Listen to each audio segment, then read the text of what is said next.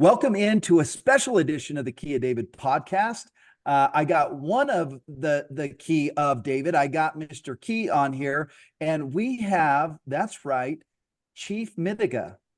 And we wanted to get some information from him, and he said, "Hey, Shane, I'm dressed up. Let's do it right now." So here we are. Chief Mithiga, how you doing, man? I'm doing pretty good. You can just call me David. I'm doing pretty dang good. I had an interesting day. Spent a day with my son. I had a nice birthday swim with him. He made it to 9 years old, so I made it to halfway to 18. A significant period for me because everything I do between now and the next 9 years is going to determine the 50-year relationship I have after it. Yeah. That best friend that's going to enable me to be best friends with my grandchildren. So having a pretty dang good day. And then I had a call with two of the elders that are above me. I'm a part of a trifecta as well. I'm the youngest guy, and I'm just lucky to even be listening to them, and was given and talked a little bit about some of the things that are on my heart and the proper way. Brewing on the internet. Oh yeah, brewing on the internet. I don't know if the internet's a gift or a curse at this point. It's probably but both. but having the ability to, one of the sacred gifts that our pole has been given, and that'll make more sense when we go into this, is that we know our place. And when you know your place, then you can look and observe and help someone else see their place. And so I was reminded of a teaching that helps people see their place. And so we have a message about that. And then, yes, I was dressed up today, but it's just to show that, I am capable of showing the respect of walking, the putting on the garb of what it is that makes you calm down. Not you personally, but those who I also I may really, really love my ribbon shirt because it's a part of my culture and it was given to me by my grandmother. And those colors are sacred and mean something to me. And that vest is my outer garment to remind everybody that I walk with creation. And not only that, hey, they're pink flowers. If you get too mad, at least you're not going to swing at me. They're pink flowers, right? But I also understand that a large part of the symbolism that is important to those in the priesthood that the Mormon church carries, founded upon the words that Mormon put into a book that started this stone rolling down a hill, that I also am a Melchizedek priest. And so that priesthood is still something that's sacred to me. And so today I'm speaking to you not just as a Midu priest, but also as a Melchizedek priest, so that perhaps my words can be heard differently in a way that would be easier for you to hear. Do you mind sharing the teaching that you received today? Well, first, my great friends are both the Reformed and the Orthodox rabbis. I've met with the heads of both by invitation. And one of the things that meant a lot to me, before we go into this, just because a lion, I know people, Shane, I know you've released a couple videos where people see emotion, right? I am the voice for 7 generations behind me. The tone on the topic is in relation to the scars on their hearts and the love they have for the grandchildren whose hands they are holding that are not yet born. I'm their voice as well. And so if you go watch a pride, a lion will chastise the pride, but imagine how much he chastises the enemy and the snake in the grass, right? So one of the things that I learned from the rabbis was about a moment of silence. Something that they push with children. It's a global mission of one of their great teachers called the Rebbe. He was their 7th Rebbe from when they looked at the tea leaves and said, something's coming. And they said that through a moment of silence, children will become aware of an eye that sees and an ear that hears.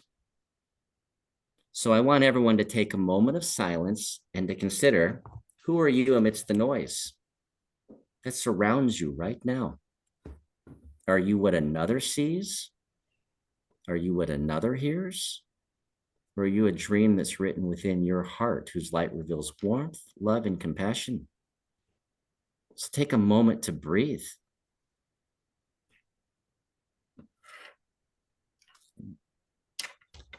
Now, I am a pipe carrier. These are very sacred.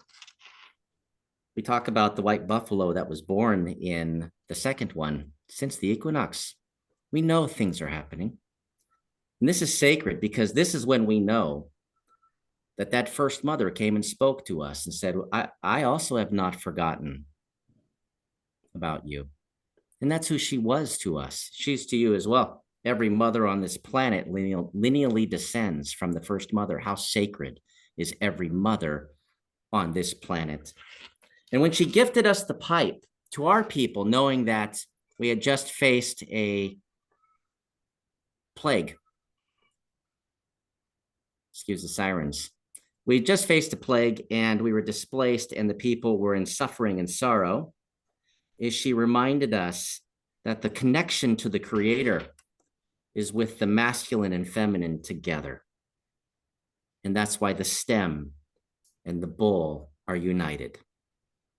That's the only way that you can access in fullness the Creator, is with men and women working as one entity, as we were created to be.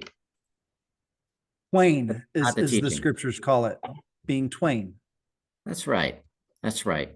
But that's not the teaching. But just to start off with, we have to understand that there are peoples around this world that are tethered to the Creator with their spirit, that receive love as equally, no matter where you're at on this little sphere, falling through darkness with a campfire floating in space next to us that just doesn't go out. Like, we should be thankful we have each other, right? Can you teach us what it means to be a pipe carrier in your tradition and in your culture? Like, what does that mean? Well, there's two levels.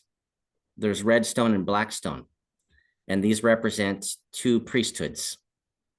They represent the authority to commune with humans and spirits, as well as directly with the Creator.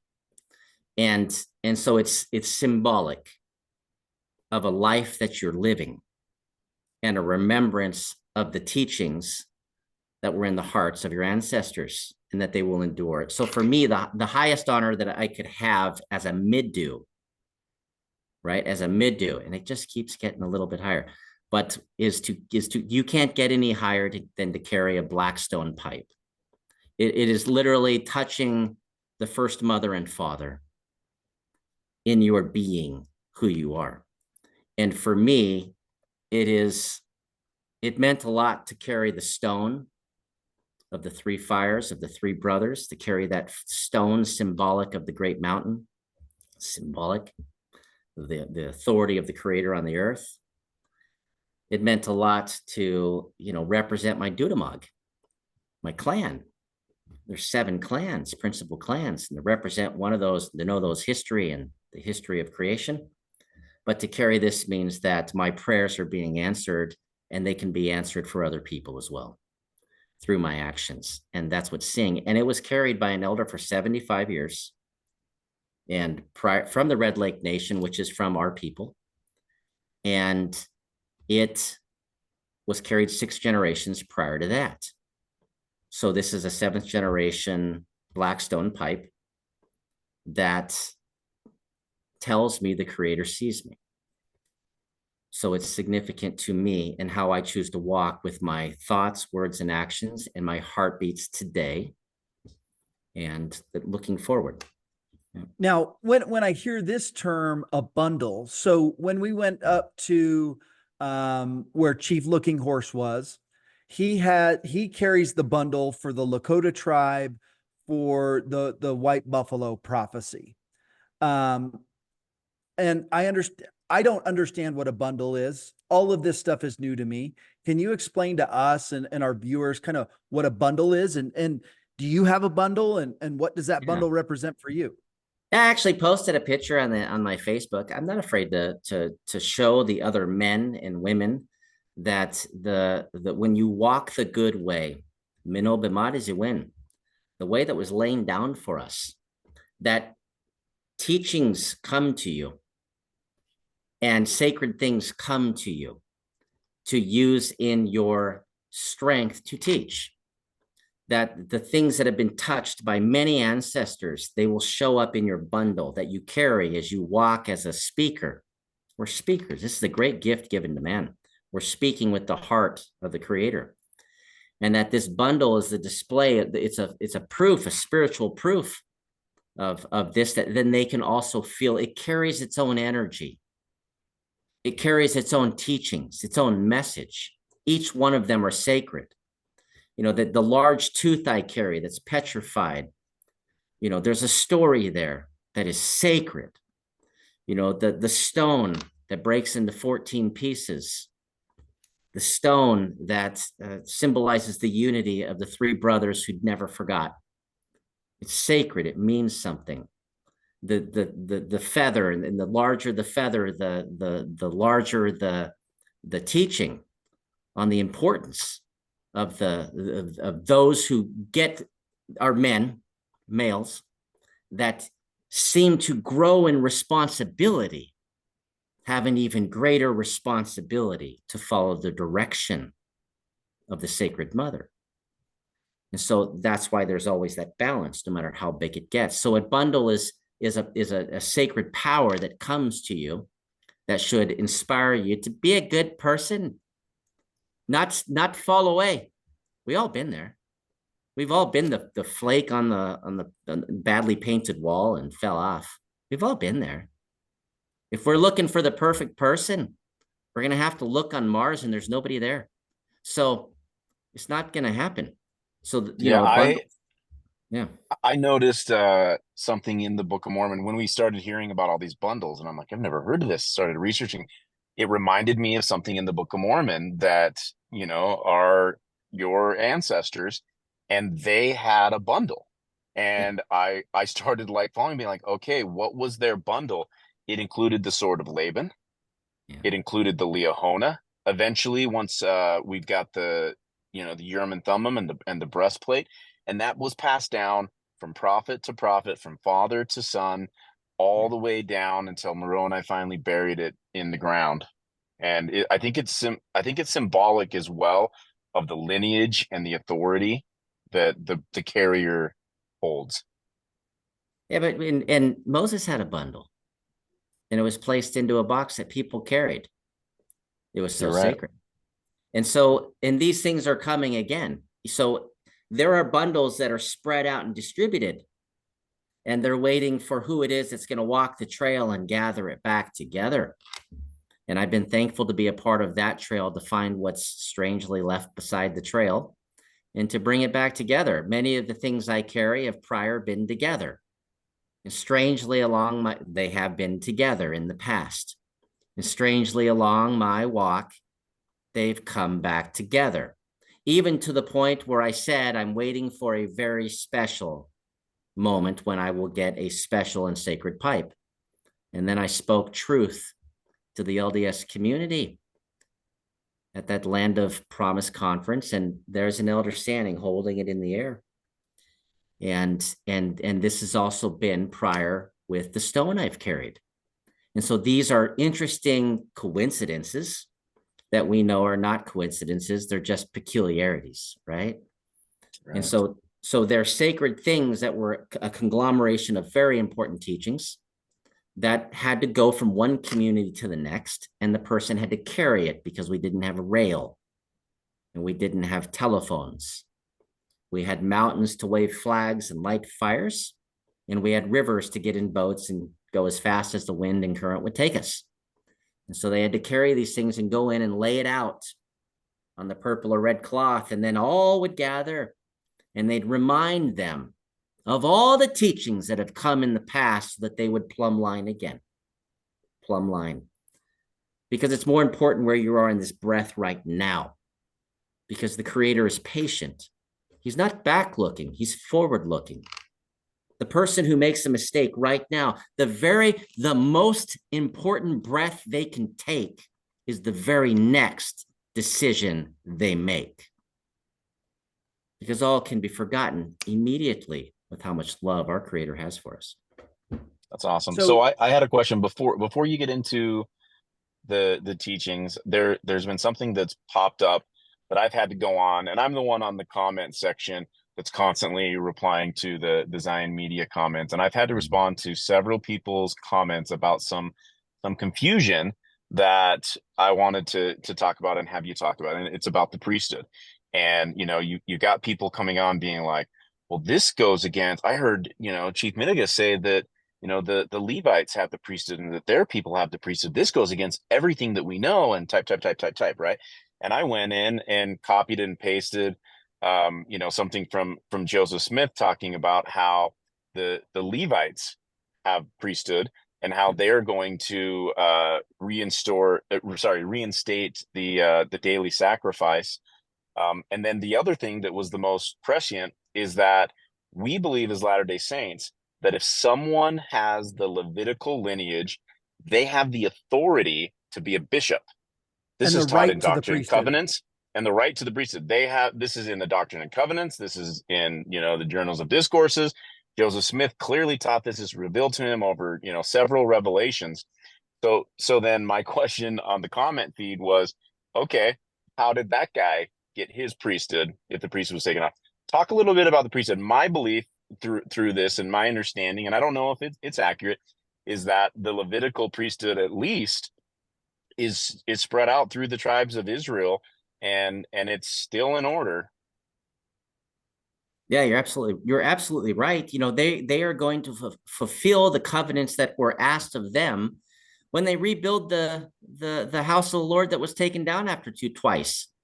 They're not going to magically have something they didn't have when they do build it. They're going to execute what they're carrying in that moment. And so we know it's sort of the teaching of it's what I wanted to talk about today, which is the teaching of building the teepee was given to us by the first mother. The circle, which is the earth. The poles, which are the poles that if you stand one up, it falls over. Can't stand alone. These are the peoples of the earth, right? And she gave us this to teach us how the Creator works with his children on the earth, because she cares about us. She loves us. She loved us enough to let us spend 9 months in our mother's womb. There are insects that get it 1 day. There are elephants. They get 2 years. Lucky them, right? Or maybe not. They get pretty big. But we get the opportunity to share something sacred, which is your mother's heartbeat. And then, it's in your chest. That's pretty incredible. And so we have to stop looking at it in this strange way. If we read the scriptures, if we read the Torah, if we read the books they give the stake presidents and the bishoprics, you just read the books and they talk about these things. How is it possible that you are the only ones with the priesthood, the only staff able to hold up the teepee? If it's telling you another staff may come along that's capable of holding up the teepee. Now, we know when we build the teepee that it takes 3 staffs to hold up a teepee. Not 2, not 1. It takes 3. And we know how important those are, that these 3 poles, that when they're bound together, they make a tripod that has a specific meaning. We know that together, these 3 fortify the structure of the house of the mother's children. We know that these 3 poles represent obedience, respect, and humility. And so therefore, we know that as we look to the world, we knew that the Creator had given authority to others, those at the same time as us, and those at the end times to help us stand up again as a house, a family of the Creator. We know these things. There will be those that are absolutely disciplined. They follow 613 mitzvahs. Don't you think that's a pretty important pole to have? Right? Right. We know that they will have respect. Right? And how does the saints, how do they respect the house of the Lord? Significantly, in ways that nobody can explain other than just to be there. We can't get an understanding of what it was like back when one existed if it wasn't for their respect for the house of the. That's how they execute their priesthood, their pole. Then there are those that are humility. They place themselves below all things in creation because they are a chief steward within creation. And they knew this because when we walked into creation, we realized we were the only part of it that could destroy all of it. These three poles have to stand as one to be able to combine the other poles that each have their own purpose, their own responsibility, but they can't execute their responsibility if the three poles don't stand as one. And that's always been the message of the Creator. And so the poles teach us that no matter the version of the Great Spirit we believe in, I had 3 sons and 3 daughters. Each of them communicate with me differently. Each of them says they know Dad. But each of them writing it down, you would see 6 different dads. But it's me. It's me. So we obey the Creator from the many directions and belief systems because we know there's only one source of all things. He changed the languages. So when we meet somebody and they give us a sound that sounds different than ours, we write down the attributes and we say, oh, it's the same. We don't say you have to accept my sound when they're the same person. We just have different journeys to get there. And where the poles come out together is at the top. They create a cross at the top. And they also resemble a bird with its wings up when it comes to the land. And that's another teaching, that the Spirit comes to land with its wings up. And so, I'd like to walk through how we build a teepee. We don't just go take sticks, rock them all together, and then say, oh, wrap it and walk away. It is a teaching that is symbolic. And in every village that we had, which is why when we were displaced from our cities and we went to these, we remembered, maybe we just will stay with these because we'll remember the teachings enough until our pleas and cries are answered by the Creator. And so I can walk you through those teachings if you'd like. Do it. I'd love to. I'll never look at a TP the same again after this. Same. Yeah, I want to go. I want to go sleep in a teepee. And you might be bringing this out, but are you suggesting that the 3 legs of the teepee is the Jews in Israel, LDS here, and the house of Israel? You guys. So it's the natives. Absolutely. So it's the Jews of Israel who are on the other continent, the Jews that are on this continent that had their authority given to them, okay, by resurrected hands. And then those who are new people brought in the last days, in the latter days, who would lean against us to help us stand. Before the Latter-day Saints came, we were just 2 poles flopping and falling all over the place, getting tossed around by everybody. Yeah, and that makes sense because it's the day of the Gentile, right? And the Gentiles are saying, hey, I just want to get adopted in. I just want to be in. And I'll support you and I'll help you and I'll lift you. So to be that third, I totally see what you're saying. So help us build the house of the Lord, which starts first with uniting our hearts again as one house, one family. And it's not going to happen unless we do it together. And it also, like the teaching, I had to talk with 2 elders today, and I shared some concerns, and I shared, my heart on a few things. And I was reminded that sometimes it's important to remember that ears are for listening. You might not know why we do things? Because you never listened. So take a moment to pause, just as they did in Utah, where every single song we sing, everything we do is an expression of a sacred teaching that you carry as well. But you're not seeing clearly. And so we need you to see clearly. Yeah. So if you Lay it want me to on share us. more. Give us the Okay. teaching. Do you got some more? Yeah. So absolutely. So when you lay the first pole, this is discipline. This is the most important one, because this is accepting the guidance and knowledge from outside of ourselves, using our ears before our mouth. I earned the right to use my mouth. My tongue was held in my hand, and I was forced into silence for a duration of time others cannot understand. And I chose to follow the path of the first TeePee pole, that we learn important life lessons from the stories and teachings of our elders, that we learn the behaviors of our elders first to know the difference between right and wrong. That's the first pole. Equating that to priesthood, that would be the first priesthood that was given through Moses to the Levites, which was a promise given to them that said forever. Forever is not like the colonial governments making treaties. Well, to the next election.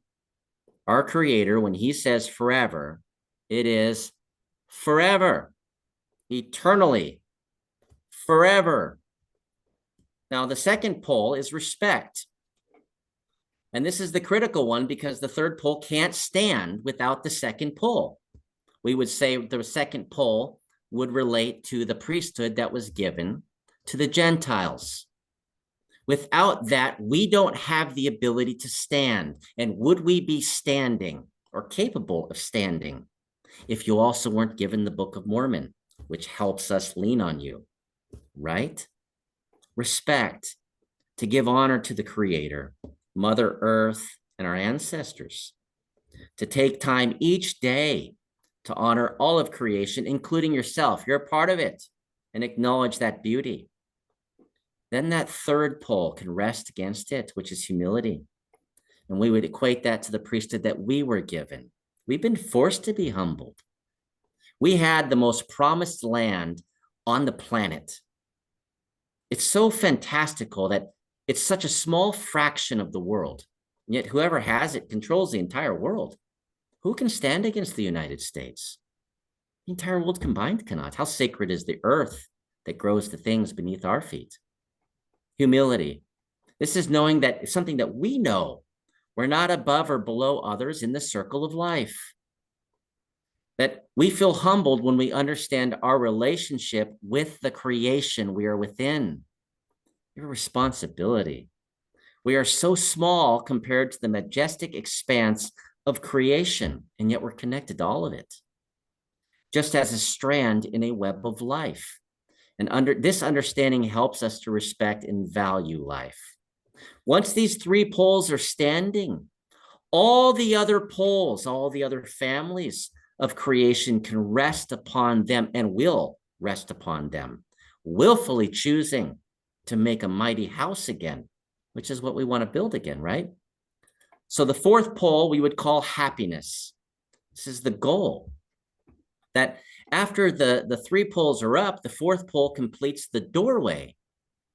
The fourth pole teaches us happiness, the fullness of what we need to know. And how does happiness affect your thinking and feeling?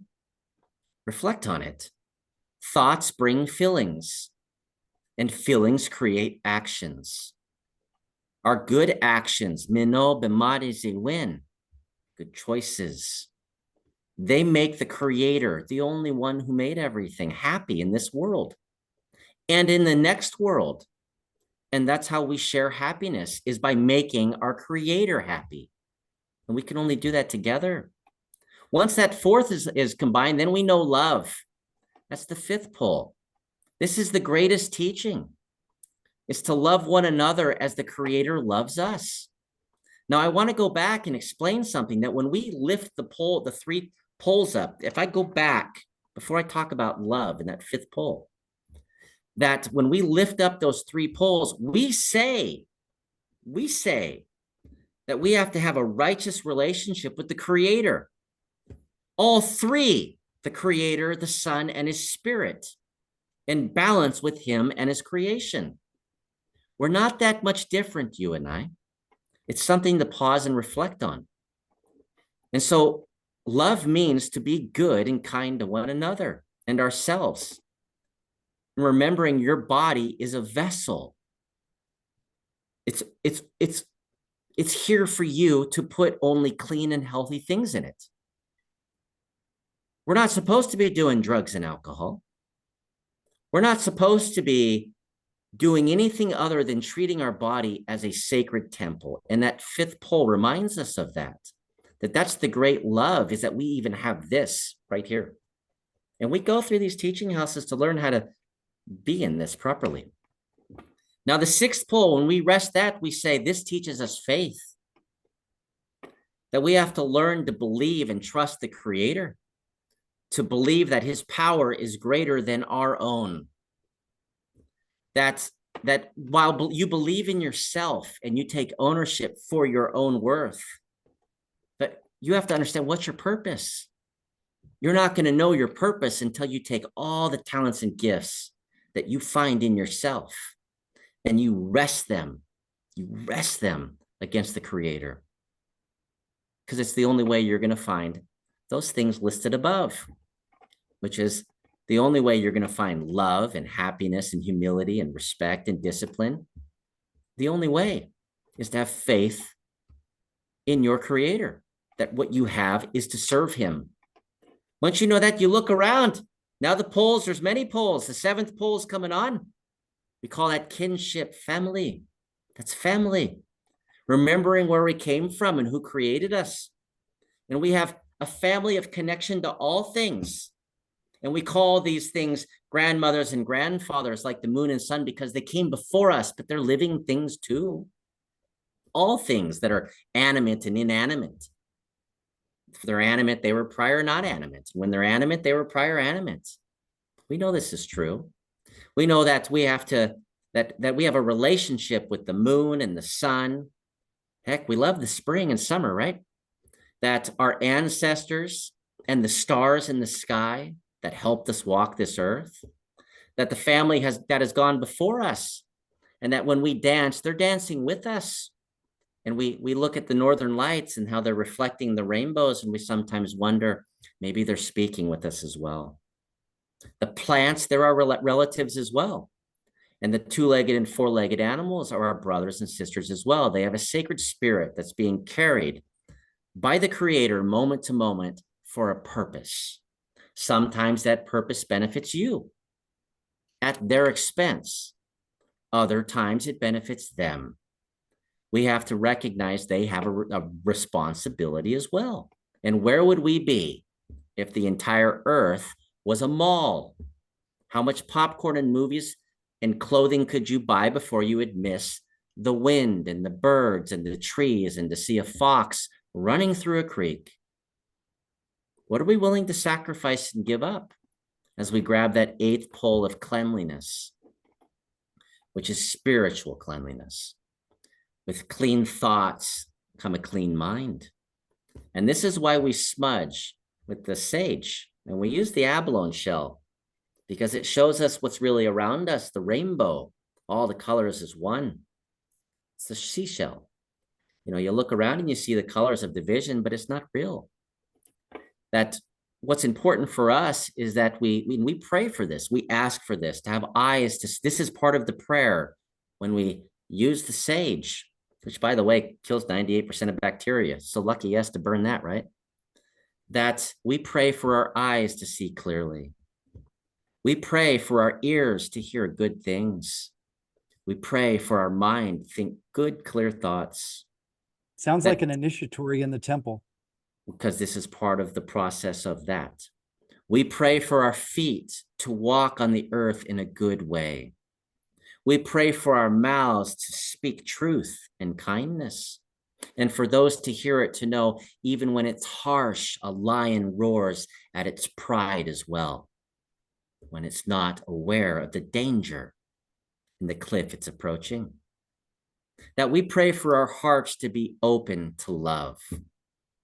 And we sometimes wonder, I wonder, if we're allowing the Spirit to do its job when we are closing so many hearts that should be open to receiving love. Then we grab that ninth pole, which is gratefulness, learning to be thankful and to appreciate what you have, what has been given to you on your walk. Some of us are strong physically. Some of us are strong mentally. We all have different gifts in differing degrees, and being thankful with what you have and where you fit in. Focusing on the positives placed in your path and remembering the lessons from each of those challenges you have overcame. Learning to give thanks for each day as life is a blessing is important. That's why I sing the song I sing. Ayagichi dawe bushke gin. Yahweh, Yahweh, Yah. What that's saying is, you made this great place I walk within. I receive what you send with open arms. Come in, Creator. Because anything that comes, whether I may perceive it in the moment as bad or good, is all for my good. Every single one of us knows exactly what I'm talking about there. Then we grab that 10th pole, and that 10th pole is sharing. Traditionally, we believe in the importance of sharing. We used to meet every single year, and we would bring everything we had, and you'd have to give it to somebody else. It's a giving ceremony. Sounds like the law of consecration. Yes, and it was critically important. This was banned by the United States until 1978 because we were taking everything we had and putting it down to make sure nobody was missing anything. Because we learned to be part of a family and community by helping with the provisions of food and other basic needs. That the community itself would suffer if even one person gave in to greed. Remember, greed has the same face as brotherhood. Smile, right? One's genuine, one's not. Communities rely upon one another for survival. And if you cannot take it with you, it doesn't belong to you in the first place. So if what you have cannot go with you when you die, you're a temporary steward. Why not pass it along to somebody that needs it more than you? This is very critical to us. And because of that, we know strength. Bring the 11th pole. And when we say strength, not physical strength, we're talking about spiritual strength. We are more spirit than we are physical.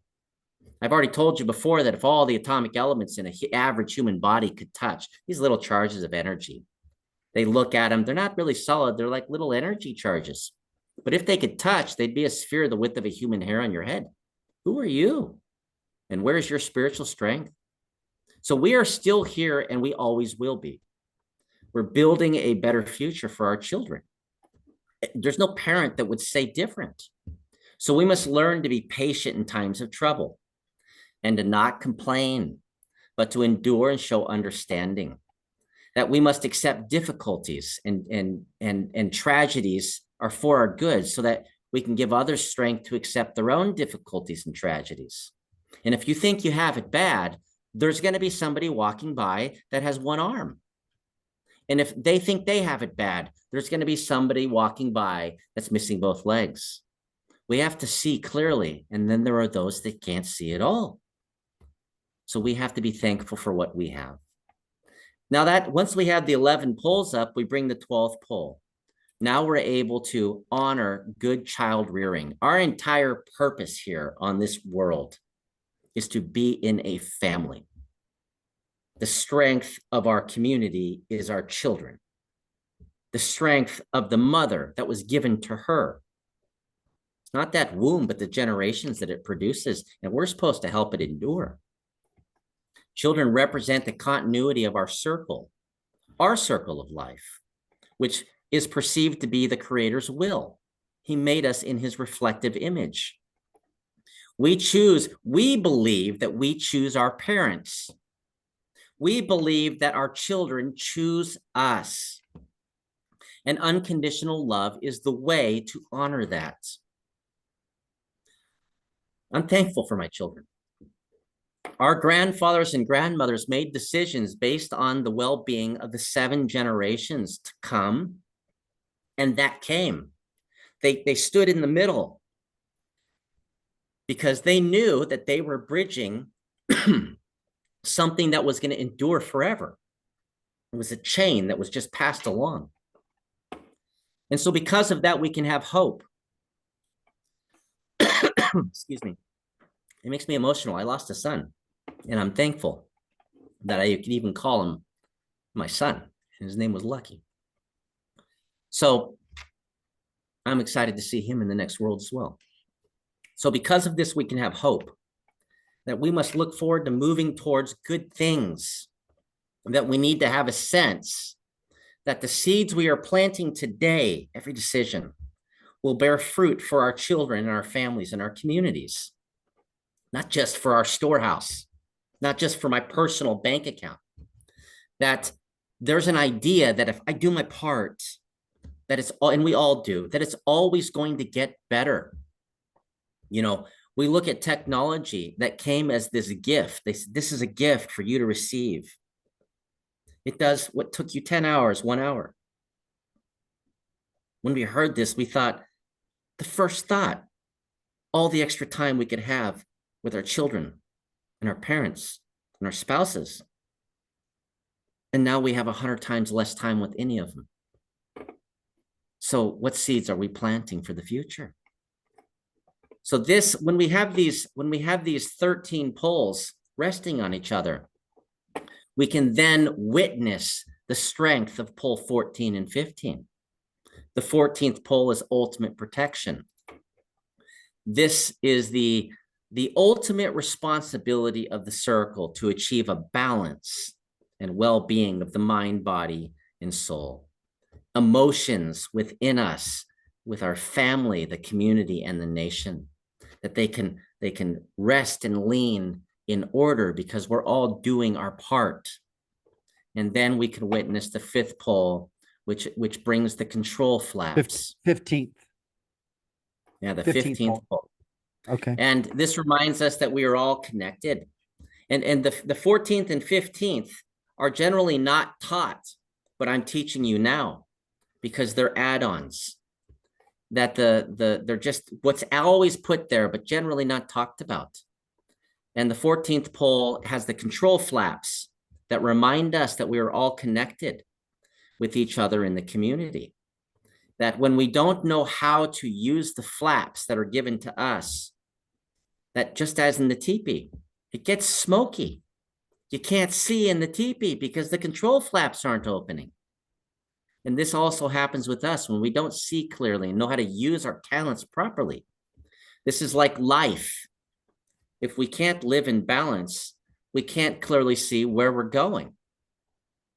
And these teachings that I'm teaching you just with a simple teepee that you thought, oh, these guys just going camping across the prairies, every single one of them placed up was a ceremony, a sacred ceremony.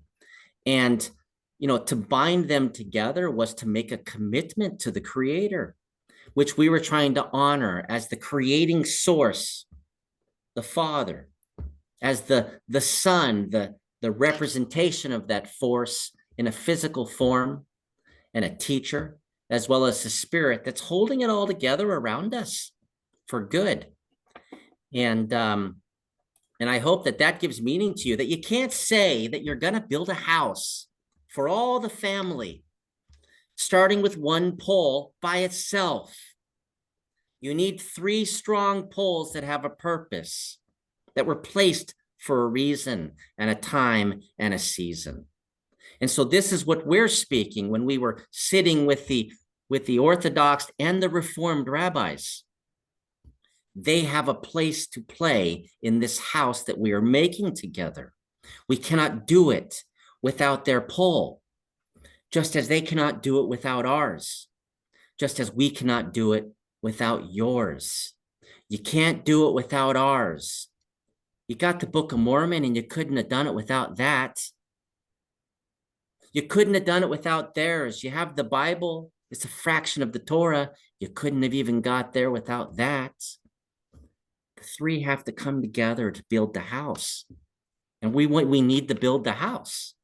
We need the Creator to be able to show us within this house that he has built of the directions of east, south, west, north, sky above, earth below, spirit within, the eighth direction on the other side of this, that's sustaining it all. We need it to come in here and physically dwell with us as a living being. And it will not do it until we make the circle again, because now is the time that we are ready to touch the Creator. Before, we were not ready, and he changed our language until the time that the language would no longer divide us. And then when that happened, he knew, because he's a great scientist. He's the wisest man. That at that time, we would have the capability within us to see the good reason to rebuild the TeePee again, the one human family in kindness. As you give this teaching, it's caused me to really think about, and for all of our viewers, go and get your patriarchal blessing. My guess is that most of your patriarchal blessings says one of the things you're to do is to help gather Israel, gather the tribes of Israel. And as you talk about this TeePee and all of the different poles, I'm thinking of all of the different children of these tribes. And the question is what are we doing to gather the tribes of Israel? And how much of us are posting negative comments about our brother, about our sister that is of the same family? And that's not helpful. So I just want to review really quick the 15 poles, make sure I got them right. Number 1 is discipline, 2, respect, 3, humility. Those would be your 3 strongest poles. This is where you would start. Father, Son, Holy Spirit. That's right. Then you get happiness, love, faith, kinship, family connection, ancestors, spiritual cleanliness, gratitude and gratefulness, sharing and connection, strength, which is spiritual strength, honoring our family, mothers, fathers, children's, brothers, sisters. 13 is hope. 14 is ultimate protection. And last is we're all connected and the connection of the human family. And so normally you only get the 13 pole teaching. They say 13 stars, one people can't you see? The sun is rising, the sun is rising. Where will you be? So, this is important to remember. We're talking about 13 initially. The 14th and 15th add on once we get there. We know that we're trying to gather the 12 tribes and the Gentiles as that 13th tribe. yeah, We also know this is symbolic of that as well. We know that and we teach that there are 13 principal groups that have to come together. And there may be 70 plots of areas they got spread out to, but we know that the 12 we're looking for, and then the rest who are the children of Noah that are being grafted into one. Now, those Gentiles who are equal children of Noah should stop attacking those who are saying, we're already there. Why are you trying to graft us in?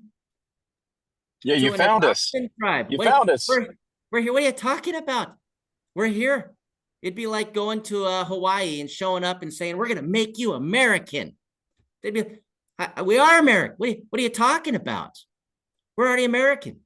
It's the same thing that they're trying to do to the Jew and to the Indian.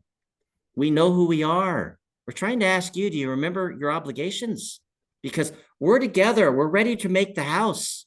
We're leaning on each other. We're going to fall over. We know, hey, it can't work. And we came to you.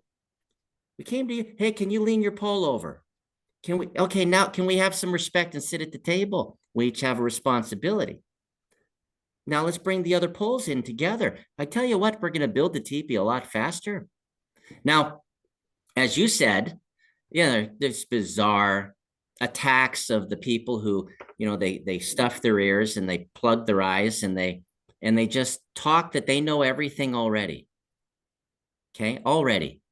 So, the elders today said, just go ahead and tell them the teepee teaching, and then tell them it was really nice talking to you.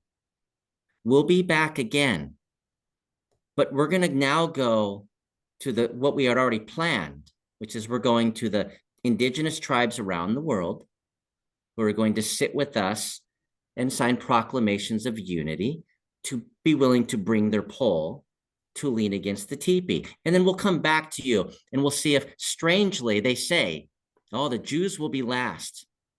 Perhaps you're the Jews that will be last, because the Jews that were over there were the first that said, we'll lean our pole. It's the Mormons who call themselves Jews that apparently want to be the last ones to lean their pole. So we're going to go get the poles. I go to the Sami in a week. We're going to be sleeping in the bush with 10,000 Sami. We're going to find the water drop that we have in common and sign a proclamation. This December, I will be going, and it will be documentary on film. All these will be, so we can show you.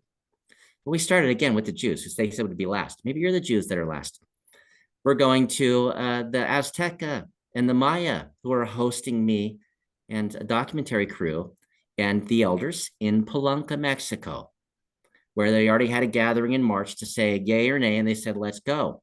Now we're going to finish the job in December.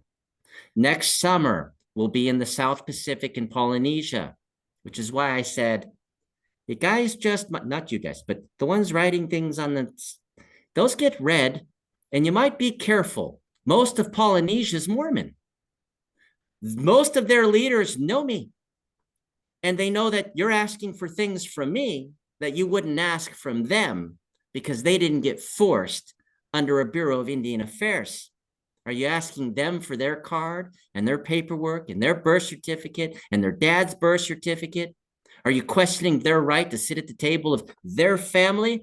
So we're going to be hosted next summer with the kings of the Maori, who are going to be signing a proclamation, who already informed prior chief who just went. Remember, I'm the guy that's closing the deal. There's like 80 years of chiefs who have been going and getting this lined up. I'm the lucky one.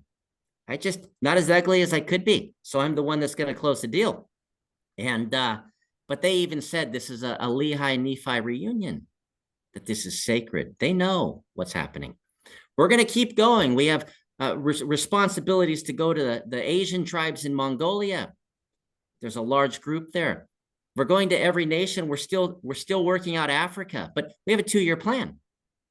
And so we'll come. So they just wanted me to share. Nice to talk to you. Nice to read your comments.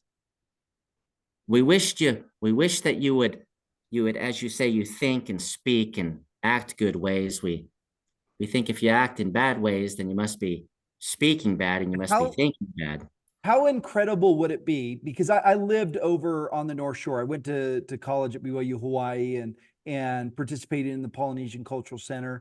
How cool would it be at Turtle Island with your people if the church got in and said, hey, we're going to build a Polynesian Cultural Center, i.e. for the Ojibwe people, about their people, and have all of that in there, or for all the indigenous tribes talking at just the same thing they did at the Polynesian Cultural Center for all of these different people in Polynesia. What if we did that for the Native Americans? Wouldn't that make some sense? Wouldn't that be a beautiful thing? Wouldn't that be an incredible PR move for the church to say, hey, and oh, by the way, thank you for this Book of Mormon? That would be awesome. I'm just putting it out there to the universe. That would be so cool. That would be so cool. That's actually what I've been asking for. They said, what do you want? Well, we know that we used to travel the Missouri. I'm just going to say the names you guys call them, the Missouri River from the Rocky Mountains. And these would lead us into the Mississippi, Missy ZB. Again, it's an Ojibwe words that means great river, Missy ZB. I'm just trying to say Ojibwe all over the place. that we know the Ohio River brought all those tribes on the East Coast into the Mississippi. We know that the Mississippi north to the Great Lakes used to connect. It was the European that disconnected that, and they would travel all the way down those as well. And we knew those from the south would travel upriver and take the hard journey, and they would also come from the Central America, and they also came from South America, and we would all meet in a place where they all gathered together, the place where the many rivers meet. Okay, and we had a large city there that was our capital, and at that time we would have assumed it was the capital of humanity itself. So what we're asking for is the ability to stand first on a firm foundation. We're going back to Missouri because that's where it used to be. You may have pointed a finger there because you saw the rivers coming there, or maybe he really did know.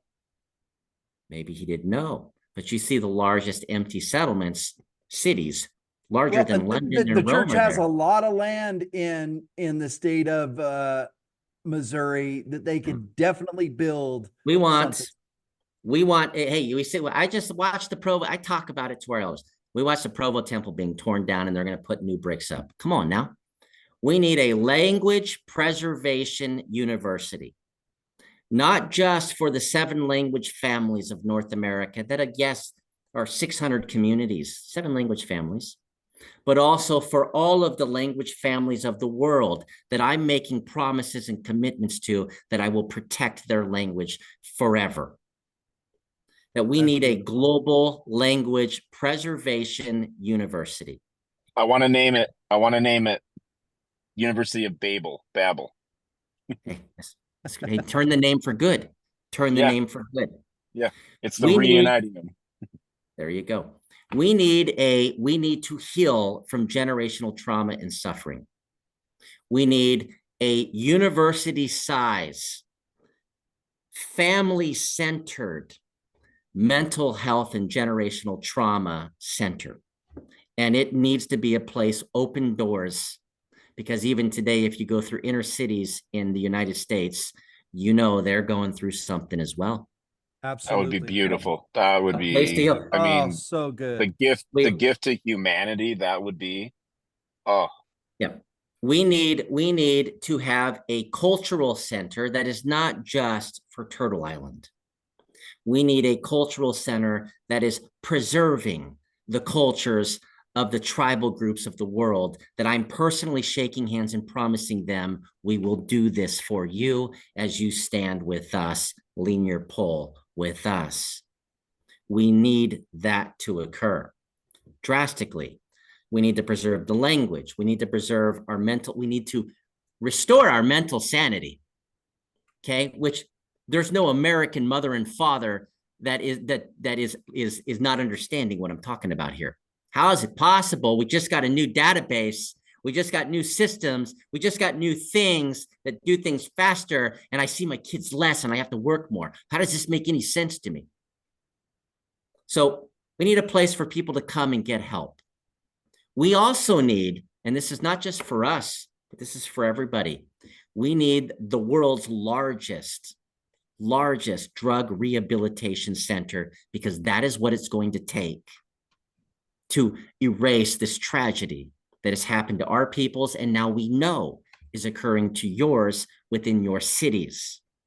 We need a place to help people go from drug rehabilitation into mental health assistance, to learn how to be in a family again and a community again, to be pulled into their culture and to be given hope and a responsibility, and then to be pressed into their language to connect with their ancestors, with their unborn generations to come. We need to complete the circle again. And when we rest those TeePee stands against each other, and we need those with authority to stand there together for humanity right now. We know that the Creator did not give the priesthood to the Jews to take away, and he said he'd never take it away. We know he did not give it to us and say he'd take it away. None of us showed up in Kirtland and my grandfather built the thing and was in it. We know that when it was given to the LDS there, it was also not to be taken away. 3 times it's happened. And we need those 3 TeePee stands to lean against each other. We need those poles to make the Right. base, and then we need to make this hub. Once we do All that, right. then we're going to remake the house I love it. together. PR guys. I know the PR guys of the church are going through these videos. Let's make that happen. Can you imagine the good that the drug rehab would do? I watched the presidential debates 2 nights ago. It was one of the topics that was brought up. 100,000 deaths per year because of drug overdoses. It's an absolute epidemic. Neither of the presidential candidates had a plan outside of closing the borders. There's nothing in place.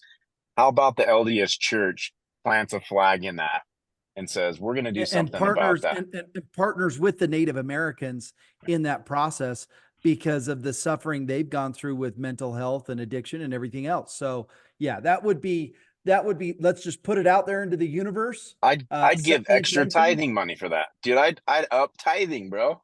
Like, yes, my money's Yeah, going somewhere solid. totally. And Uh, and to have a cultural center of yeah. all the indigenous people as well as the other people all coming together and being able to go to a place like that and learn about the languages and the culture. Oh, We could it we would could be correlate all of the beliefs from all these different places across the world, being like, look at this truth, look how it lines up with ours. You Look at need, this truth, look at this prophecy. and It'd when be we beautiful.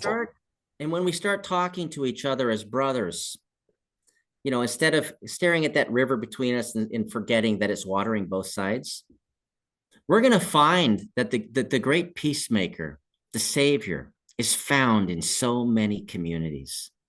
We're going to find that instead of trying to force something on them to make something go away, that there's going to be such a collection of truth coming together that we will actually be able to say we are one human family with one creator who loves us, with one savior who stands with us, by us, and for us. That the job becomes a whole lot easier in that moment when we plant those teepee stands and welcome all the children home. That's why I wrote that poem called The Thunderer, out of thunder, the clap.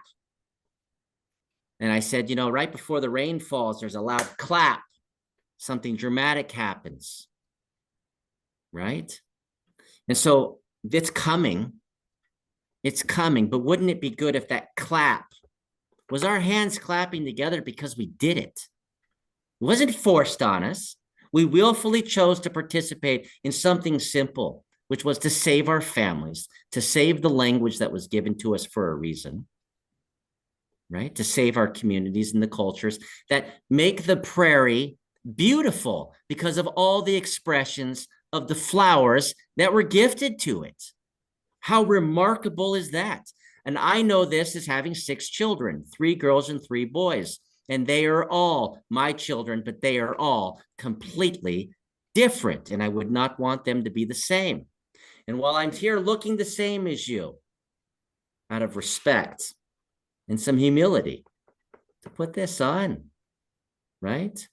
It's also for you to show love and kindness when I choose to honor my grandfathers and grandmothers in the things that I wear as well. These are One important. thing, yeah, that's beautiful. The one thing that I wanted to share, I just feel really strong to share this. For the last 4 or 5 years, I've noticed a topic that's being introduced into the LDS General Conference and really driven by President Nelson. And I want our listeners to listen to this and give ear to this. There's been a topic which is it's time to gather Israel. And I've been listening to this for 5, 6 years, and I haven't been excited about that at all. In fact, and I'm just being vulnerable here, I've just been like, wah, wah, like, what am I going to do to gather Israel? And I've even had conversations with one of my kids about it, being like, yeah, I don't really get that. It's not really resonating. And it hasn't been until, we started launching this podcast 28 days ago that all of a sudden, for the first time in my mind, I'm seeing scriptures in the Book of Mormon talking about the gathering of Israel. I'm seeing scriptures in the Book of Mormon talking about the church being in condemnation for not reading the Book of Mormon and following its precept. And I'm saying, oh my gosh, it's not solely upon the prophet to make this happen. the prophets have gone on, for 20, 30 years, and they've said that the church is in condemnation because we're not treating the Book of Mormon the way that it's supposed to. It's the members' fault. It's our fault. It's the individuals. And so I'm learning right now, I can be a part of this. And those of you who are listening to this, you don't have to wait for the prophet to start gathering Israel. He's already told us to do it. Go back and listen to the conferences, and you can be a part of this right now. You can get involved right now and be forerunning on this journey.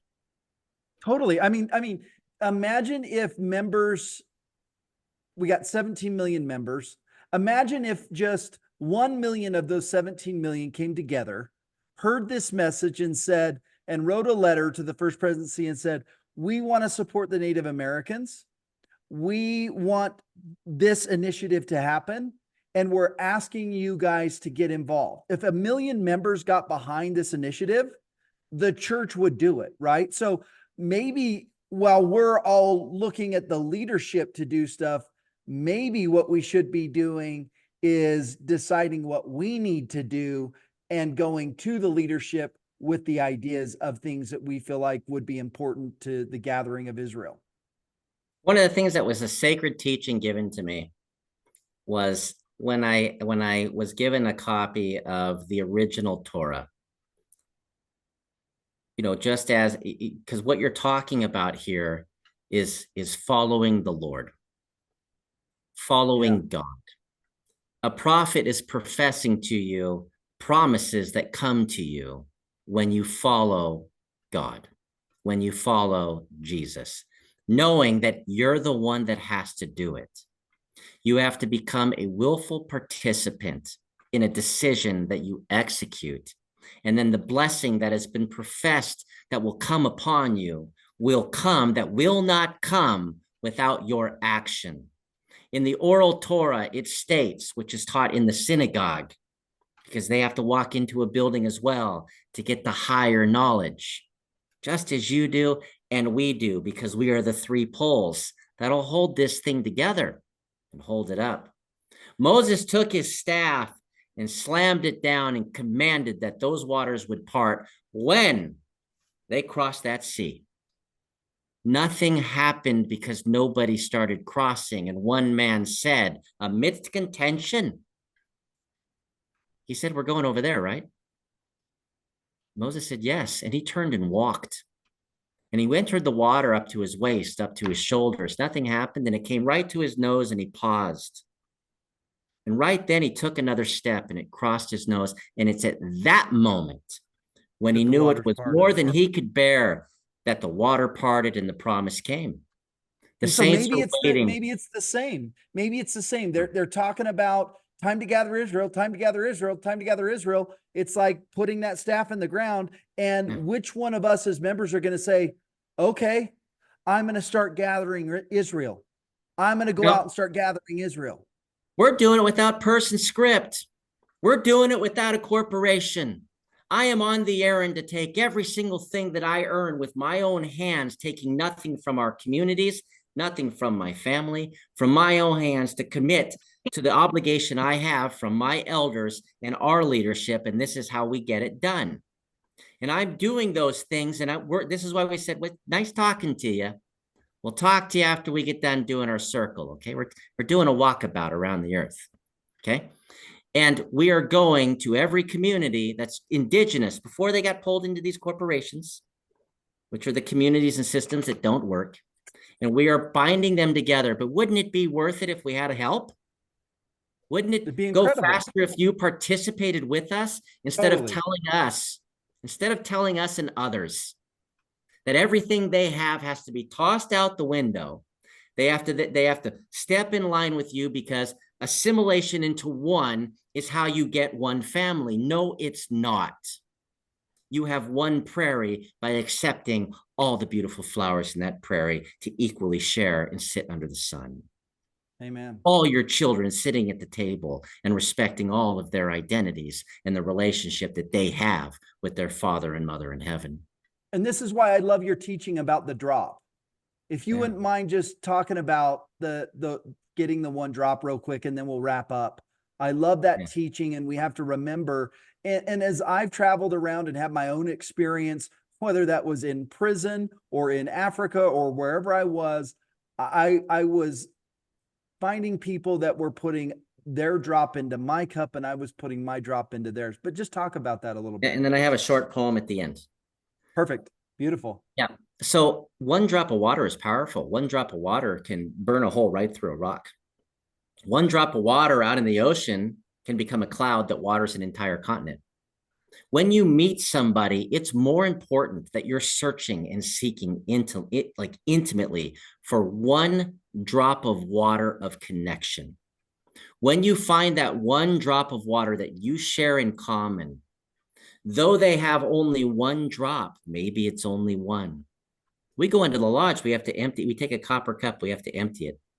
It's symbolic of taking the water someone else has. Because if it's true, and what you're seeing is real, that these people you're talking to are standing within a desert, and you find that they're possessing a single drop of water. That drop of water in their desert that caused you to unite with them is more valuable than the entire ocean of fresh water that you come from. And oh, by the way, to stand in their presence, you are in their desert. So that one drop of water they have would also be the one drop for you as well in that place. So we're called to find one drop of water.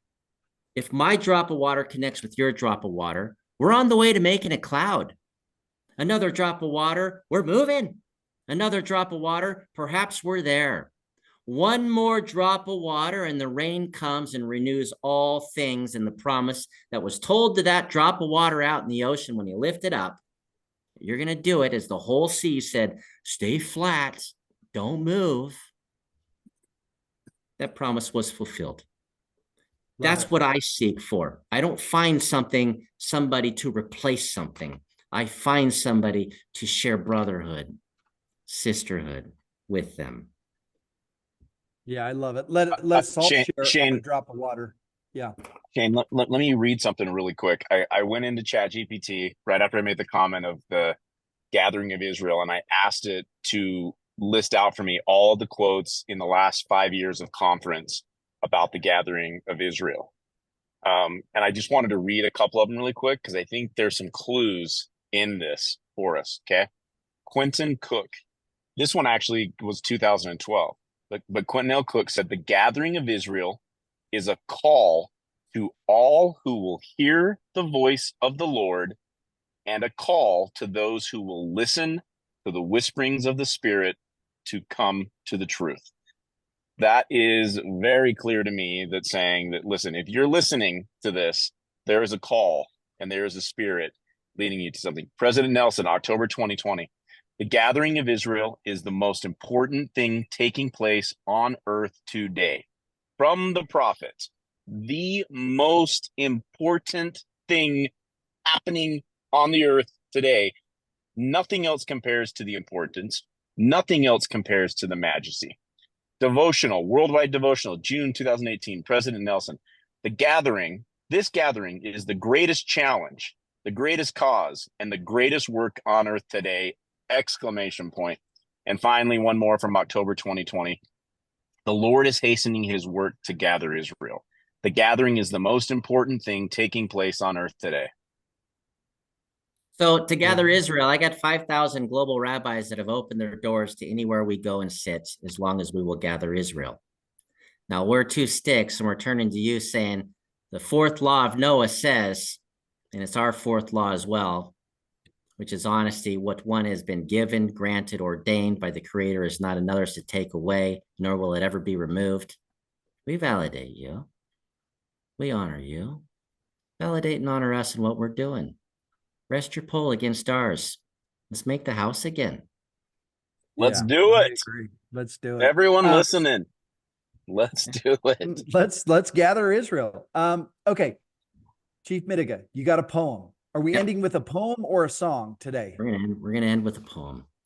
Okay. Okay. Did you write this one, by the way? Yes.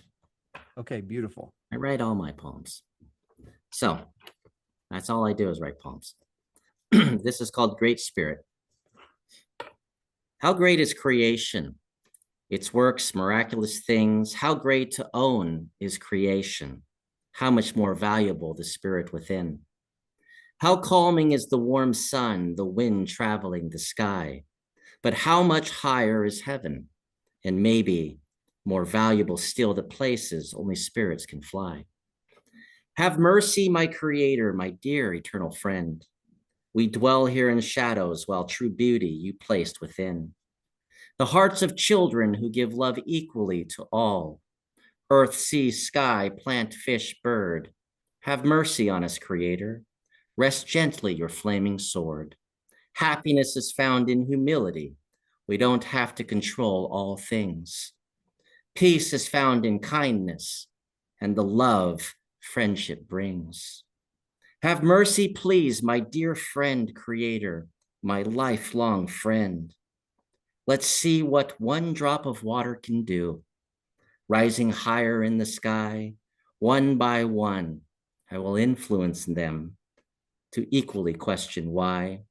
Children have to suffer over invisible barriers made of men. Why? All life has to struggle when the precious earth is our friend. So be patient a bit more, my Creator. This is not the end. Have faith in this drop of water, as you taught me long ago. One more drop may bring the rain, renewal of all things, spirit as well as flesh. We just have to believe that we will pass this test, and then we'll enter Eden. Love it. Love it. Thank you so much. Beautiful. And thank you so much for we'll call it the 15th pole, but the 13th pole teaching. Just so many great lessons and so many ways for us to learn and see, especially for those of us that are Latter-day Saints, the teachings that correspond with the teachings of the indigenous people. So thank you again for coming on, and can't wait to learn more from you, and let this be the cry, the call. Let us gather Israel. Let us hearken to what the prophet is telling us to do. Let us hasten this work, and let us gather Israel and get behind our friend Chief David here. And this was for those of you listening, this was Chief Mitiga. If you didn't pick this up, it was very clear, coming dressed as he did after the recent video of him speaking fire. This is the white dove. This is the white peace flag. This is him saying, I'm with you. Be with me. This was beautiful. When I was in combat, because I did that for you, those who were yelled at the most were the ones I loved the most. Those that I loved the most, that were yelled at the most, were thankful that I did, because they saw the fury that those we stood against had to face. So remember that. Remember that acutely. Not all harsh words are harsh. Sometimes they're protecting you even from yourself. And many of my Marines know I protected them from themselves many times, and it took harsh words. With that, we'll see you guys next time.